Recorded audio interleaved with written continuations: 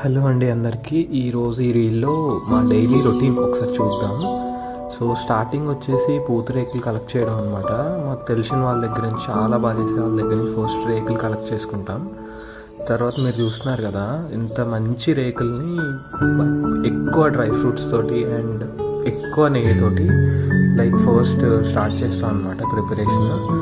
So దాని తర్వాత మొత్తం పూతరేకులు ఇలా బాక్స్ ఆఫ్ 10లో పెట్టిన తర్వాత మేము ఏం చేస్తామంటే ప్రాపర్ ఎయిర్ సీల్డ్ ప్యాకింగ్ చేస్తాం అనమాట.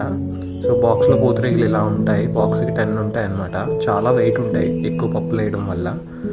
సో అది అయిపోయిన తర్వాత బాక్సెస్ అన్నిటిని మళ్ళీ కార్డ్బోర్డ్లో పెట్టేసి వాటిని కూడా ఎయిర్ టైట్ సీల్ ప్యాకేజింగ్ చేస్తాం అనమాట.